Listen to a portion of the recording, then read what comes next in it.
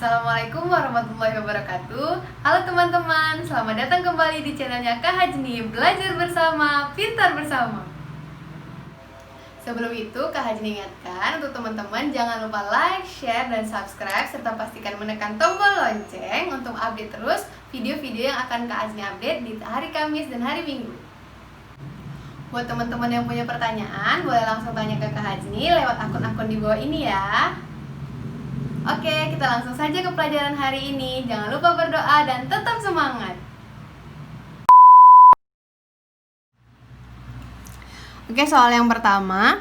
Jika R dan S adalah akar dari persamaan X kuadrat tambah BX tambah C sama dengan 0, di mana B dan C adalah konstanta, diketahui R kali S kurang dari 0 apabila... Oke, pernyataan yang pertama, jika B kurang dari 0. Pernyataan yang kedua, C kurang dari 0.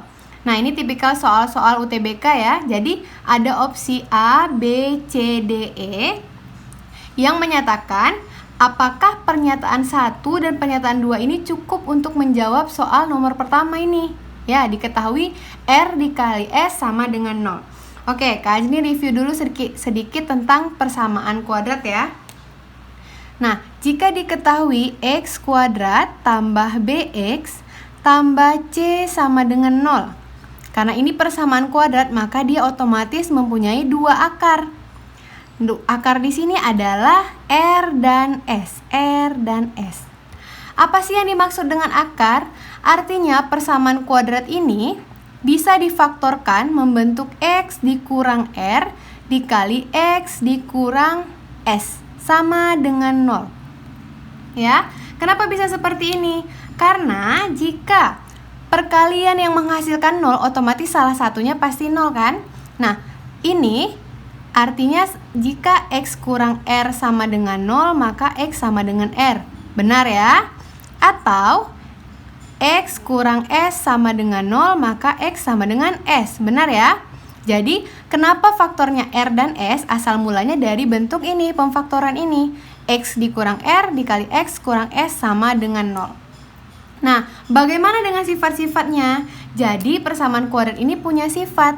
Yang pertama, kalau R akarnya ini ya, jika akar-akarnya ditambahkan, R ditambah S menghasilkan min B per 1. Pernah diajarkan kan di video-video sebelumnya ya, rumus persamaan kuadrat jika akar-akarnya ditambahkan. Artinya R ditambah S sama dengan min B. Kemudian gimana jika dikalikan? R dikali S sama dengan C per 1.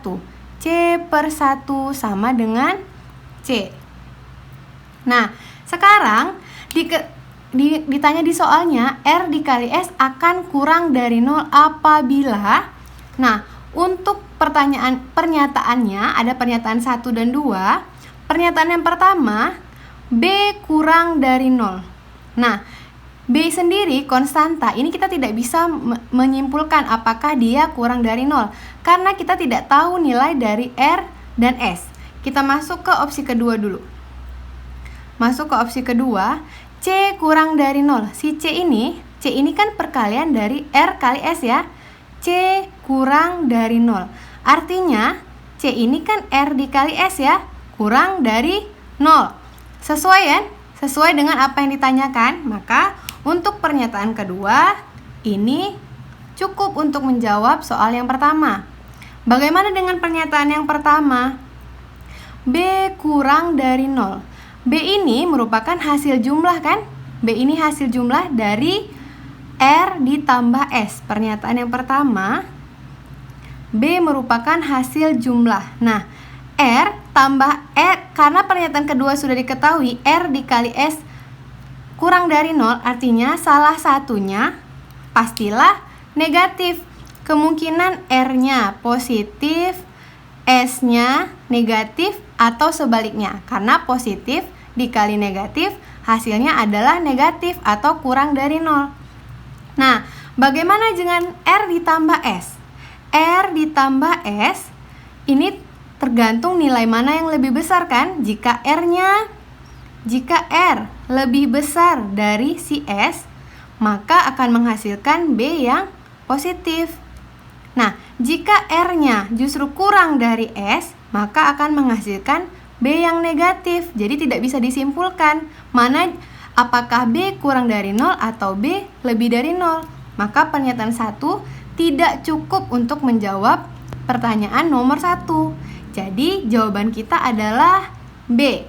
Pernyataan 2 saja sudah cukup untuk menjawab pertanyaan, tapi pernyataan 1 saja tidak cukup karena bisa saja bernilai B positif atau B lebih dari 0, bisa saja bernilai negatif atau B kurang dari 0. Oke, soal selanjutnya tentang bilangan ya. Kita baca soalnya dulu. Jika bilangan bulat positif R habis dibagi 6 dan 8, manakah dari bilangan berikut yang habis dibagi oleh R? R itu habis dibagi 6 dan habis dibagi 8. Jadi pernyataan di bawah ini juga pasti habis dibagi 6 dan habis dibagi 8. Nah, masih ingat pelajaran SD ya? Ini kalau tidak salah namanya itu KPK, kelipatan persekutuan terkecil. Nah, kita punya 2 angka di sini ya, ada 6. Kalau difaktorkan itu 2 dikali 3. Masih ingat nggak pelajaran di SD ya dulu ya? Kalau 8 itu kita faktorkan jadi 2 pangkat 3. Nah, artinya kalau kita mencari nilai KPK, kelipatan persekutuan terkecil, maka jadinya apa? 2 pangkat 3 ya, karena ada 2. Di sini ada 2. Ada 2 pangkat 3. Mana yang paling besar pangkatnya? 3 ya. Jadi kita ambil 2 pangkat 3 dikali 3. Sama dengan 2 pangkat 3 8 dikali 3 24. Nah, artinya bilangan bulat positif R habis dibagi 6 dan 8, maka bilangan tersebut merupakan kelipatan dari 24. Karena 24 habis dibagi 6 ya. Habis dibagi 8 juga kan?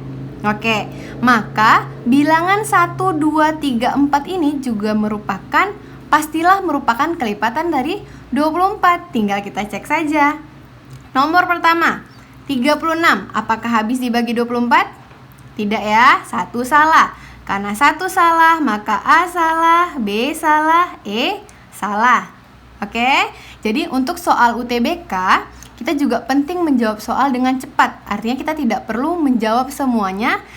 Kita cukup menghilangkan beberapa poin yang sudah pasti salah. Oke, nomor 2, 48. 48 apakah habis dibagi 24? Habis ya, 48 dibagi 24 sama dengan 2, maka nomor 2 benar. Nah, karena 2 benar artinya D salah ya, maka jawaban kita adalah C. Mau dicek lagi? Boleh. Oke, 56 habis dibagi 24? Tidak ya, tidak habis ya. Nah, 72 habis dibagi 24? Habis ya, 3 ya. Maka jawaban kita sudah benar, 2 dan 4 saja yang benar. Jadi jawabannya C. Soal selanjutnya tentang sudut. Gambar di bawah menunjukkan sebuah lingkaran segitiga AEB dan segitiga CAF dengan titik ADEF. Keempatnya terletak pada sisi lingkaran. ADEF dengan kata lain adalah segi 4 busur lingkaran ya, segi 4 tali busur.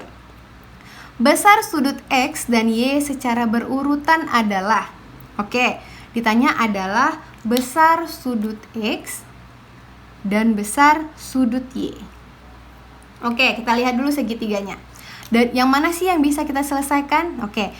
Dari gambar ini kemungkinan kita bisa mulai dari segitiga AEB. Kita mulai dari segitiga AEB. Sudah pernah dijelaskan juga di video sebelumnya bahwa suatu segitiga total sudutnya adalah 180 derajat ya. Itu sudah pasti ya. Jadi untuk satu segitiga total sudut-sudutnya adalah 180 derajat. Jadi kalau kita tambahkan sudut B ditambah sudut A ditambah sudut E haruslah 180 derajat. Sudut B 35, Sudut A 54 derajat ya. Ditambah sudut E sama dengan 180 derajat. 35 ditambah 54. Oke, 89 derajat ditambah sudut E sama dengan 180 derajat. Maka sudut E sama dengan 180 derajat dikurang 89 derajat. Berapa? Oke, 91 derajat. Jadi kita sudah dapat besar sudut E 91 derajat. Masih belum dapat nilai X dan Y-nya ya? Oke. Nah, sekarang seperti kakak bilang tadi bahwa segi 4A, F, D, E merupakan segi 4 tali busur.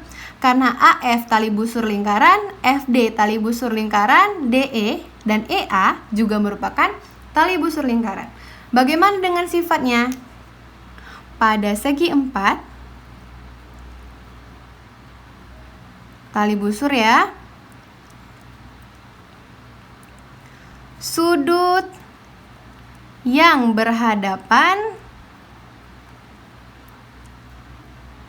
totalnya juga 180 derajat.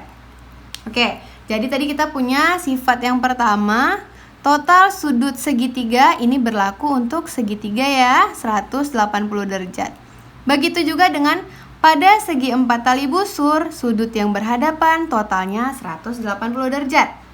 Oke, mana yang bisa kita cari di sini? Yang pertama, X sama 91 ini berhadapan kan?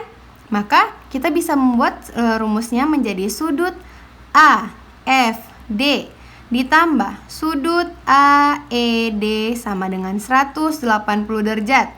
Si X tambah 91 derajat sama dengan 180 derajat. Oke, maka X sama dengan 180 derajat dikurang 91 ya. Sama dengan 89 derajat. Yang mana jawabannya? Maka A salah, karena kan X sudah diketahui ya. A salah, B salah, C mungkin benar, D salah, E mungkin benar. Oke, kita sudah menghilangkan 3 opsi di sini. Tinggal opsi C atau opsi E. Sekarang si Y. Untuk menghitung Y, maka kita bisa melihat segitiga A, F, C, benar? Oke, kita lihat segitiga A, F, C. Bagaimana dengan sifat rumusnya? Yang pertama, sudut A ditambah sudut F ditambah sudut C ya. AFC itu sama dengan 180 derajat ya, satu segitiga. Sudut A 54 derajat tambah sudut F X. X berapa tadi nilainya? 89 derajat ditambah sudut C. Sudut C di sini adalah si Y sama dengan 180 derajat. Maka Y adalah 180 derajat dikurang 54 derajat dikurang 89 derajat. Ayo, berapa hasilnya? 180 dikurang 54 dikurang 89, maka hasilnya adalah ya 37 derajat. Jadi kita jatuhkan pilihan jawabannya di E, benar. Jadi 89 derajat si X dan Y 37 derajat.